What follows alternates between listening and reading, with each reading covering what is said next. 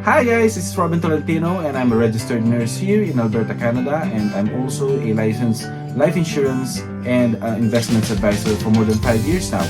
So today I'll just do a public service for my friends who are coming over from the Philippines, and they're asking me about what do they need to do or what do they need to get the moment they arrive in Canada. So for the sake of more of my kababayans to understand me, I'll be speaking in Filipino English or Taglish. So for those who are coming over to Canada, ito po ang kailangan nating gawin. First and foremost, when you're traveling to Canada, please make sure that you have some amount of pocket money. Kailangan po may pera tayo, di ba? Kasi my wife, who works as a travel agent, just recently had a call from a group of her passengers who were delayed at the airport dahil for some unforeseen reasons or causes. But then, only a few of them actually had pocket money. So, when they were stranded at the airport, their flight was postponed for like a few hours. Siyempre, nagutom sila, maraming matatanda. Only one person out of the 15 passengers traveling to Canada, and they don't know each other. My wife just does that to help them na para hindi sila nahihirapang bumiyahe mag-isa or natatakot bumiyahe mag-isa. But then only one person actually had 25 Canadian dollars in her pocket. So she was the only one who was able to buy actually herself a snack. Kasi nga mahaba yung paghihintay, syempre sa airport din naman free ang food. So one tip is to make sure na meron po kayong dalang cash kahit paano while you are in transit, while you are traveling to Canada. Alright? Just one tip na yeah, I know it would sound kind of silly, but then that happened to some Filipinos who were traveling to Canada. Wala silang dalang cash. So always bring cash kahit paano, they didn't have any access to credit cards as well. So yun, that's a very basic, simple tip when you're traveling to Canada. And now, going to my main purpose, ano ba ang kailangan gawin pagdating dito sa Canada? Well, of course, first and foremost, get a social insurance number. So what is that? Ito yung marinig nyo for the rest of your stay here in Canada, yung SIN or SIN, Social Insurance Number. It's a unique 9-digit number na binibigay sa'yo ng Government of Canada. So it's an identifier, parang ano rin siya, government issued na number nga siya. So that identifies you, specifically you. So saan ba natin gagamitin yung SIN? Well, kung gusto mo mag-work sa Canada, you need that number, the SIN or Social Insurance Number. If you want to work, or if you want to access programs dito sa Canada, or if you want to access the benefits dito sa Canada, right? So you need that. You need that when you're getting a health card number. Kung saan province ka man darating, like let's say you're landing in Alberta, you would be needing your SIN for applying for your Alberta health card. So I will talk about that in a different video. So yun ang kailangan mo. Pagdating mo, get an SIN. Sometimes marinig mo SIN number, although SIN is Social Insurance Number, but SIN or SIN number, they're the same. Okay? So, confidential ang SIN number. It's a confidential number and you should not share it with your friends. Na, yung SIN number ko is like this. Hindi natin siya sinishare sa ating friends.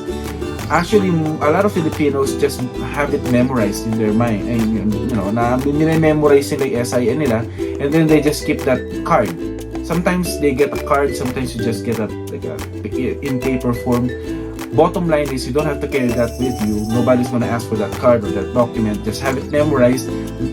Kailangan yun when you're applying for, as I said, for work and for benefits. Okay, so where can you actually get your SIN? Well, you can get that SIN the moment you arrive in Canada after the immigration process. So after the immigration process, if it's within work hours, yung 8 to 5, you can get it there at the airport. If it's not work hours, let's say dumating ka dito sa Canada 2 a.m. You know what I mean? It's not work hours, walang office. You can just go to your nearest Service Canada Center. Alright? Punta lang kayo sa isang Service Canada Center, and then you have to show 2 documents, at least 2 documents. Number 1 is your passport. Number 2 is your papers. What do I mean by papers? Your immigration papers. If you are coming into Canada or in Canada as a student visa holder, pakita mo yung student visa mo. Or if you're coming here as a work visa, in a work visa, you show your work permit. Or as a permanent resident, basta pakita nyo yung documents na yung landing documents as they are called, or immigration documents, plus your passport, and then you can get your SIN issued for you. Okay, and then it usually takes like 15 minutes, so mabilis naman siya, but then again, that's the number 1 document that you should get, your SIN. Okay, number 2 na pwedeng ibigay ko sa yung tip is getting a Canadian phone plan. What do I mean by that? Siyempre, pagdating mo dito, let's say you don't have any relatives here, you don't have, friends, and you want to call your friends or your family at home in the Philippines, well, you have to have access to a phone, right? So, get a Canadian phone plan. Ang usually mga sikat dito na service providers would be Telus, Fido, or Rogers. So you go to the nearest yung mga stores na yan, and then before you get one, kailangan alamin muna kung anong mga offers ng lahat, kasi mayroong iba dyan, they would have unlimited internet coverage or something like that, or mas malaki yung call hours or call minutes and stuff like that, or free text and unlimited text and stuff like that. Sometimes may mga freebies pa sila. So make sure before you sign a contract, you get all the information that you need para makapili ka ng best telephone or service provider. Okay? So huwag kayo magmadali. Go to those stores first, o mga sikat, Telus, Fido, Rogers, and then there's a lot more smaller companies na maganda rin naman ang deals. Kaya lang, syempre, we don't know yung services nila, yung coverage, kasi minsan pag nag-winter sa Canada, mawawalan ka ng coverage, kung tumatawag ka dahil stranded ka, nasadsad ka sa isang beach, and then you're trying to get help, walang signal dahil nasa isang farm ka. So ask around, make some friends, and then ask around what's the best coverage for telephone service provider that they can recommend. Alright, so number 2 would be getting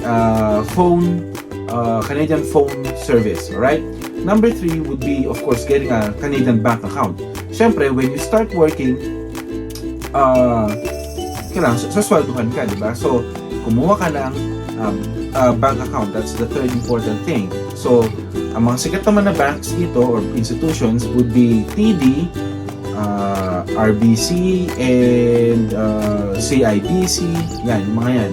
Yan ang mga sikat dito. So open a bank account, and then of course what they need would be your passport and SIN. Kasi syempre you're opening a bank account, very strict sila dito sa mga money laundering and stuff like that. So they need your SIN and your passport para makapag-open ka. So just the same with the telephone service providers, yung mga banks, meron din silang mga kanya-kanyang gimmicks. Dahil syempre competition yan. So go around, puntahan nyo yung mga iba't ibang bangko, and then look for the best deals, kasi meron dyan mga unlimited like money transfers or unlimited transactions, and the good deal pa nga sometimes, like I think I got a free iPad sa RBC.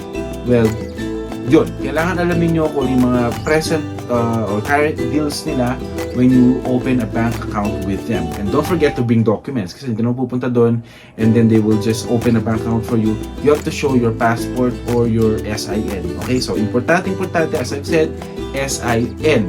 And then number 2, if you don't have your own mode of transportation, what I mean by that is like a car or bisikleta. If you don't have any of that yet, which is okay, a lot of people travel via bus or via train. So ang next tip ko, if you don't have your own mode of transportation yet, get a bus pass card. Yung parang pati train card.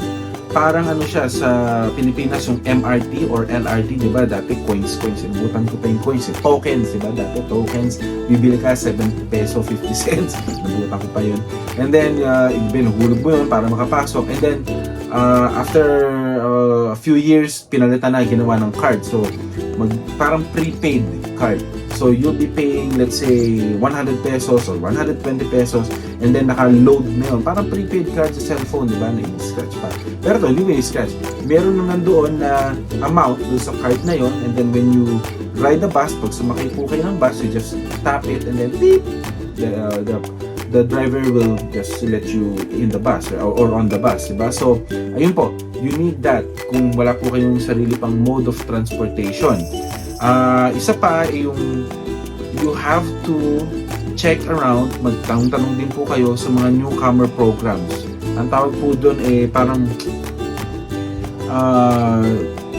yung mga newcomer programs kasi yung mag-educate sa inyo about how to find a work in Canada, what you need to know about the culture, yung housing programs nila, yung tax system, lalo na yung tax na.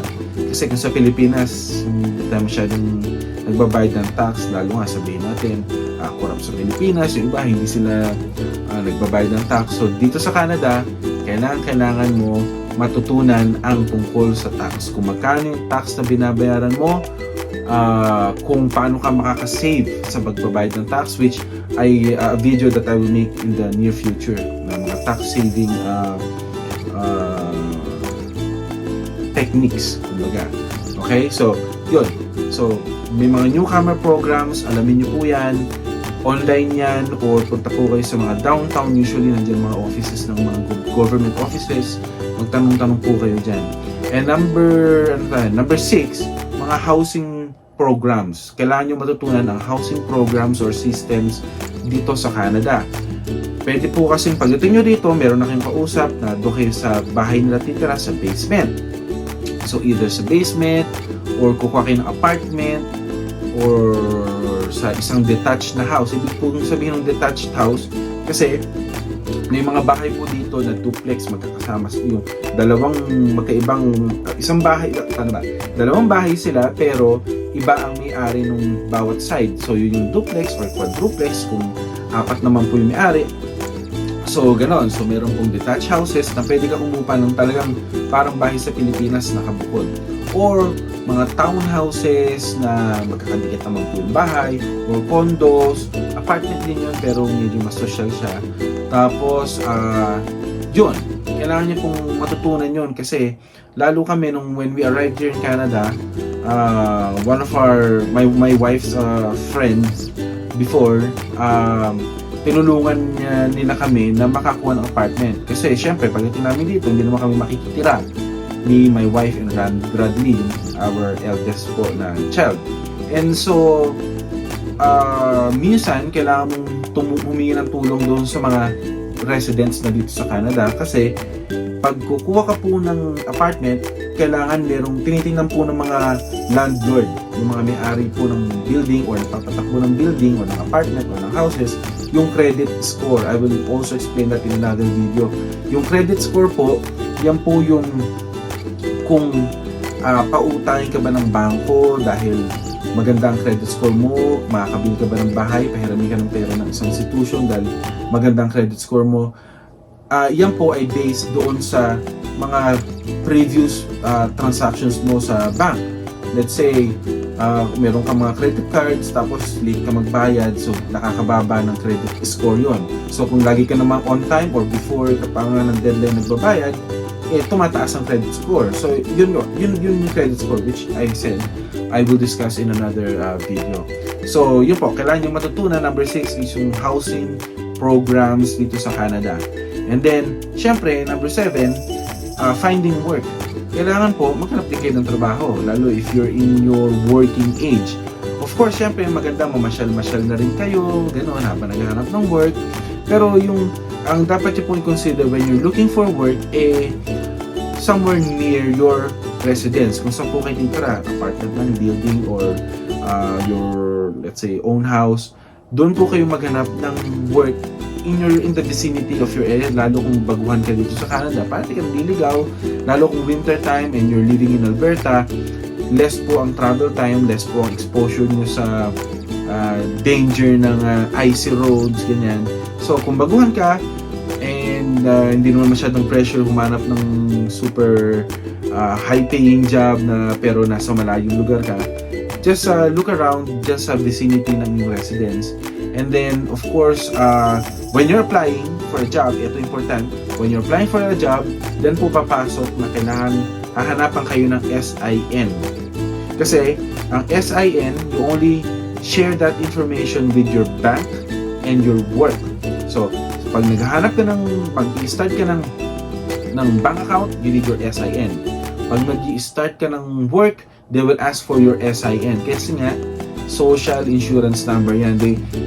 It's one of the means for them to be able to identify you kung legal ka dito sa Canada or hindi, kung anong work status mo. So SIN, and then of course your bank account pag nag-apply ka ng trabaho, SIN and bank account. So that's why inuna ko po kanina yung SIN, and then you have to start your own bank account or have your own bank account. So yun yan, when you're looking for a job, syempre yung related din sa work mo dati, and then of course you have to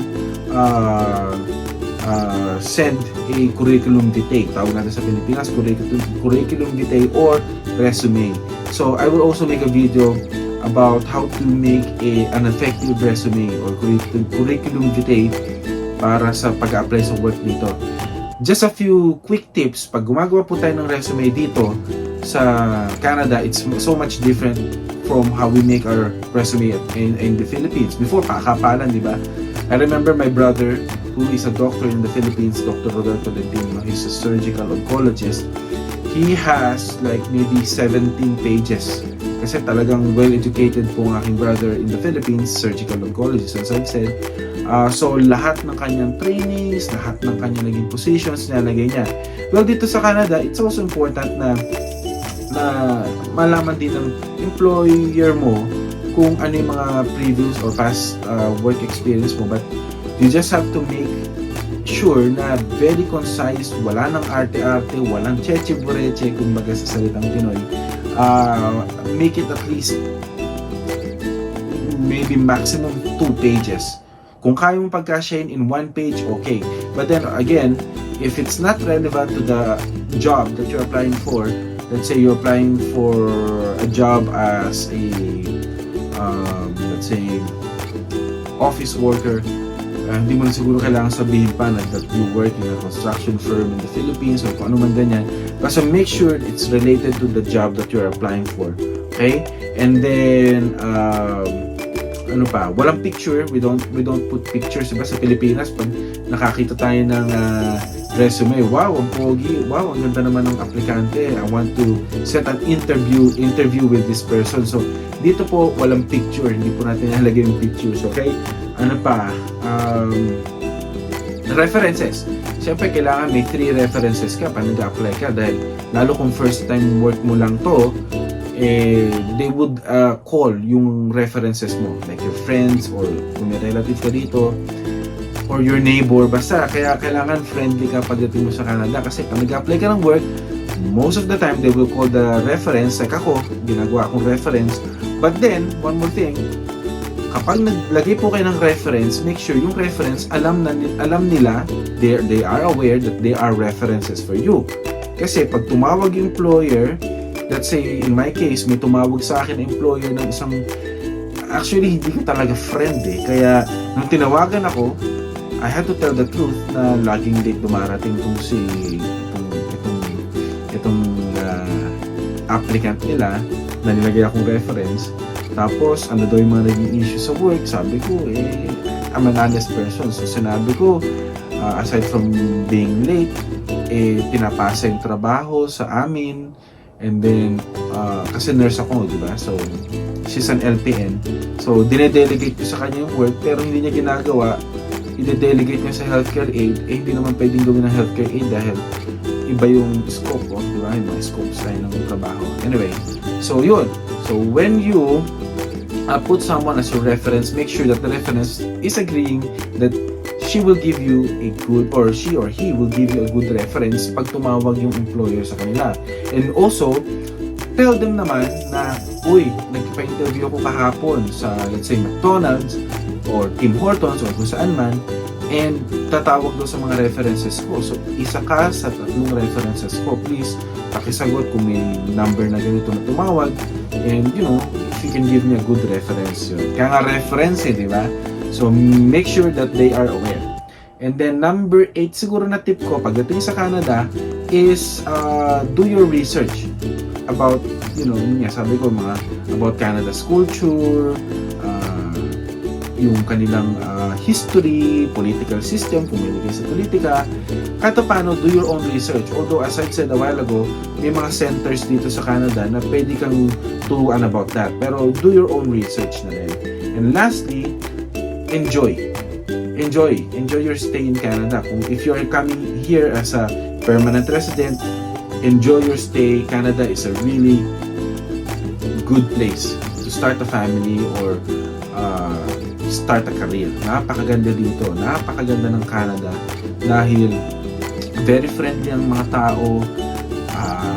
They are cool. Everybody is aware of cultural diversity, yung pagkakaiba-iba ng culture, dahil maraming dumarating dito, hindi naman nakatira lahat dito Canadians, dito nakatira, dito na pinanganak. So marami talagang galing dito ng ibang bansa. They're very open to other cultures. So hindi sila nagdi-discriminate, hindi sila racist in general. Siguro 99.9% ng kilala ko, napakabait talaga ng mga Canadians.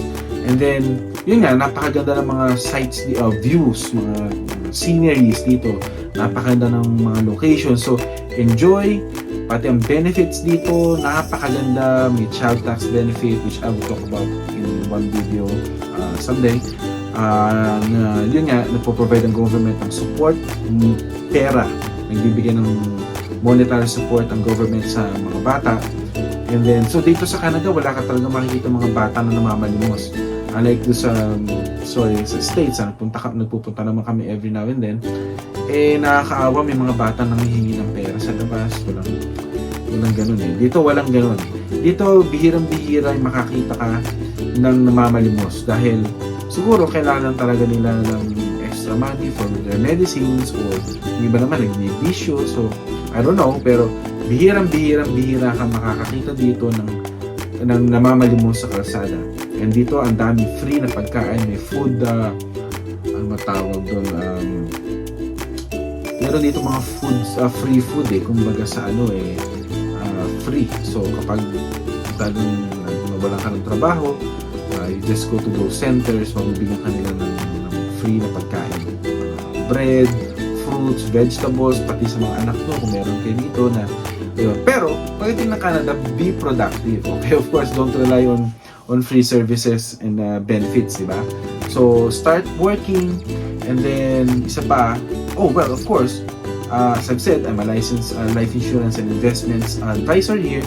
Importante, pagdating ng Canada, kumuha na rin kayo ng life insurance.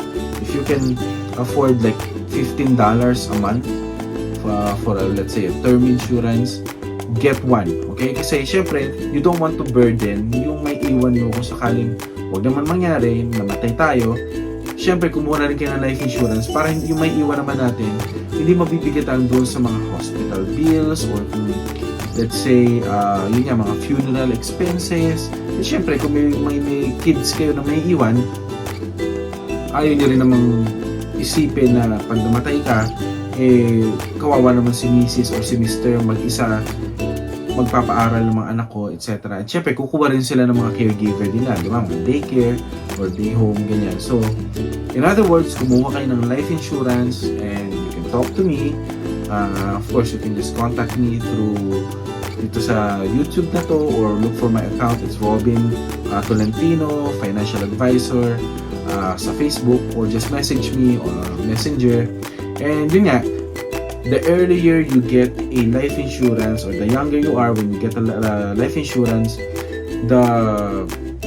syempre, the less expensive the premium or the monthly will be. Syempre, mas matanda ka, mas mahal ang premium for the same death benefit. Okay, so if you have any questions about everything that I've mentioned today, especially with life insurance or investments, let me know. Just leave a comment down below or message me doon sa mga accounts na sinabi ko. Alright, I hope you enjoyed the video. It's like 27 minutes. But thank you for watching. Please don't forget to subscribe. I'll be making more videos about tips or for those who just newly migrated in Canada. So, or for those who are interested in applying as a Canadian resident or work visa or student permit. I also have connections with those. Okay, so just let me know, and of course don't forget to subscribe on this YouTube channel, and also contact my wife Alexis, Alexis, your international travel agent or manager. That's her business. So kung gusto niyo pumunta dito, you want to get the best price sa ticket or sa fare, just contact my wife. Okay? You have a good day and stay safe wherever you are. Stay away from the COVID and always be positive. Thank you guys. Bye.